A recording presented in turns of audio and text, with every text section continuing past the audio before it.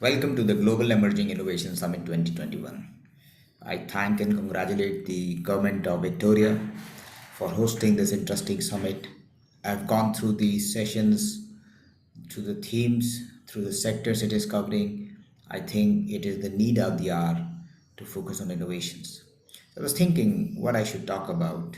Should I get to be very sector specific or should I move to doing something which covers innovations across sectors? Holding a master's degree in innovation and change, I thought it was more pertinent to talk about the why and how of innovation. So, I'm going to talk about how innovations work. It's a 10-minute masterclass. I'll try to do it maybe in around 10 minutes about how you get to doing innovation.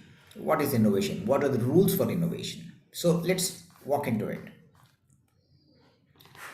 The first thing is innovation is disruptive. Innovation is not incremental. For my country, I consider Mahatma Gandhi as one of the biggest innovators. He was fighting the might of British, the military wherewithal, the brute force, and look at what he did. He used peace to fight the non-violent, and we won. Now I'm going to talk about various sectors, how they've innovated. So look at telecom. It started from the old system of trunk calls where you needed hours to sit to get connected. Then came the landlines, and then came the mobile phones. The complete innovation happened in the sector. Look at television, huge long antennas, set-top box. So what we are seeing is as we move from analog to digital, we're actually innovating.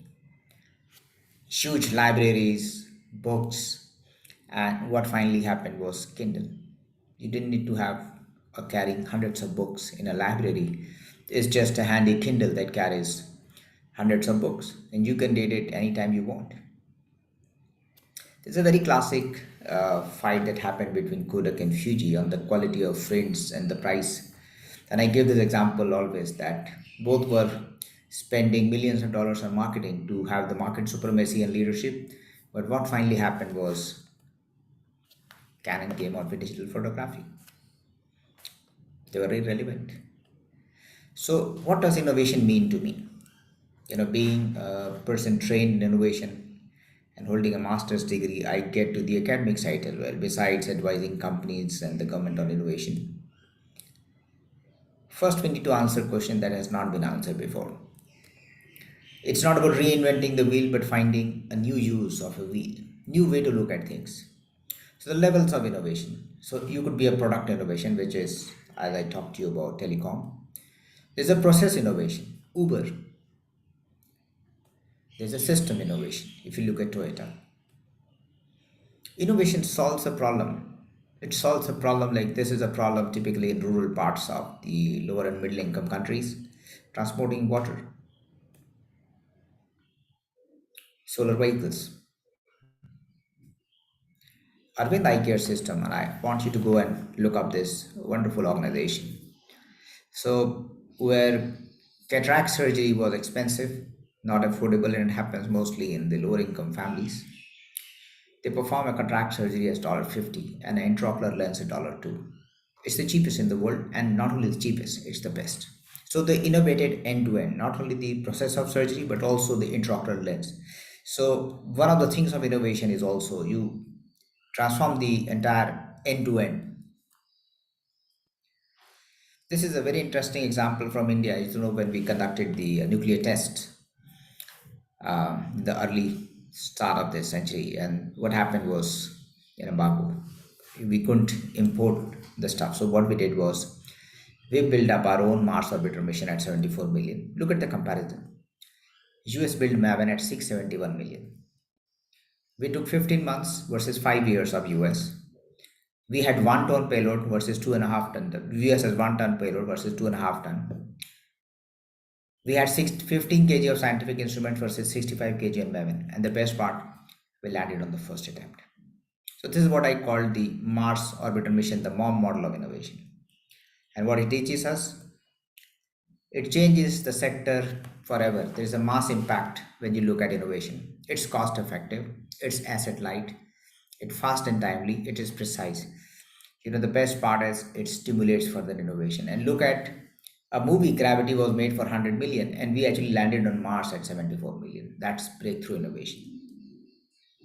So the disruptive innovation in telecom sector, this is what I'll give you as an example from India. We had very expensive call rates. Most of the world still has expensive call rates.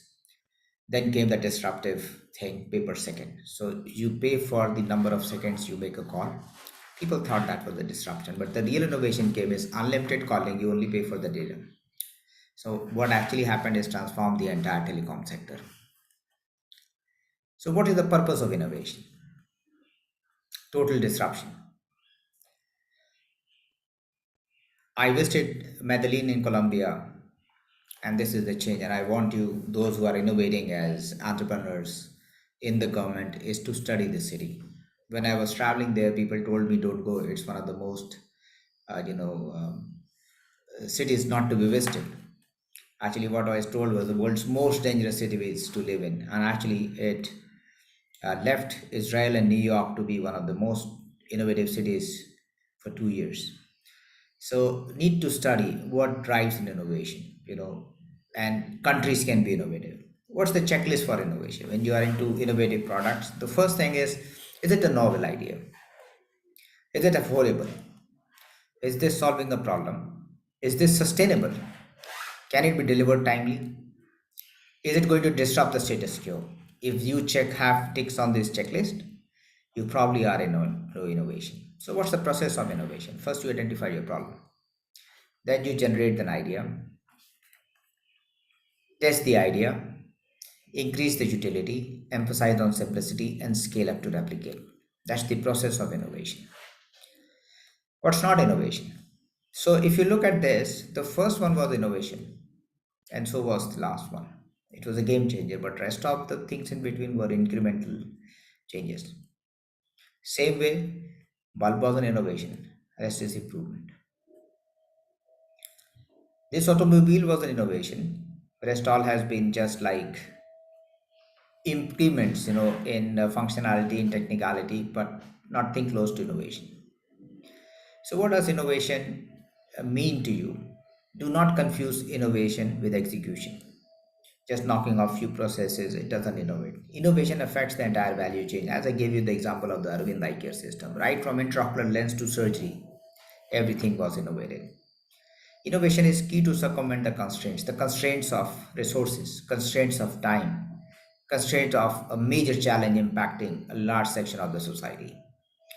Culture plays an important role, and I will dwell on this in the subsequent slides.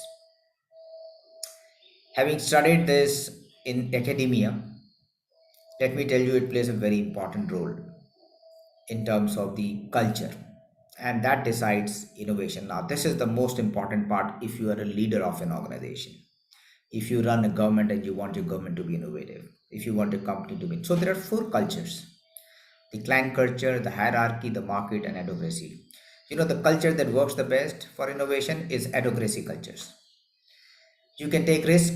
There are no hierarchies. They focus on innovation. The moment you get into the rigid hierarchies and things, which are more rigid in terms of system following, they are not conducive to innovation. So, while as you may have all the other parts, but the culture that works the best is where you get flexibility and freedom to act, focus and differentiation, and it is not focusing on stability and control, not an internal focus and interest integration. If you do these two, you are not into innovation. So we need to innovate the way we think. It's not just about the need, it's about the aspirations. Look at this work cultures, the workspace of IDEO, the likes of Google. So you can see the flexibility. Now I have visited almost 35, 40 countries, and keenly observed United States. It still tops innovation. Why does it do? So I tried to, put that in form of my assessment of what is needed to be an innovative country. So there is no hierarchy. You can see when if you work in the United States, if you spend time in the US, there is no hierarchy, no formalities. pretty informal. Flexibility in approach, own time, weekends. You cannot tie down innovators to time slots that you come at office at 9 and you leave at 6. No, that's not the way it works. You need to give them the flexibility, availability of capital, meritocracy based, and then failure is not a taboo. If you attach too much importance to success, you cannot be an innovator. This is my checklist, and I can be kind of off mark, but I think advising larger corporations on innovation, and this is what I understand works very best. The rules for innovation. Innovation is not prescriptive. I cannot pass an order and say, hey, look, my organization will be innovative from tomorrow morning. It's not like that. You cannot regiment innovation. There are no work timings. In all the organizations I lead, I have not put any timings. People are free to come at their own will and leave when they feel they don't want to be in office. They can work from home. Workplace setup is not defined. So you keep moving from places, you keep changing. Nothing becomes a routine here. So your brand is innovative. Hierarchy and formalities don't exist. Dress code as long as you wear something. No rigidity on formal wears. Thinking of a different level, it's outrageous. Age has no relevance, it's about impact. It's about the impact you create. I don't hire people based on their qualifications or experience or education rather. I hire people based on the diversity of projects they have worked on. I hire people who have done things which are quite diverse, divergent. That's where your mind is agile. And safety and security net, if you are looking at, you are not into innovation. You- this is like the antithesis. You cannot be innovative if you're looking at safety and security net. So no rules is the first rule of innovation, as I call it. Routine is the enemy of innovation, and that's you will learn as you go along. And we will never run out of innovative ideas. And I'll give you some of the pointers for that. This was put out in 1899. All that had to be invented has been invented, and we know how far we have come since then. The world has a market of about 5 computers. In my house, there are more than five. Apple, it was written off. There's no chance that the iPhone is going to have any significant market share, no chance. And we know it. So I would say that we are among the luckiest generation. If you look at the human race, our history, we are at a point in time that anything you can touch, you have to transform. So this summit that you're hosting on all sectors, I think every sector will be touched and transformed over the next 3 to 5 years. It will be a continuous process. So for this generation, for all of us who exist on this planet at this point in time, have a matchless opportunity to transform the things. So earlier you innovated when you got into a problem, and now if you don't innovate, you will get into a problem. Thank you so much for listening me, and we hope that we will be able to make things happen. Good luck to you and wish you success.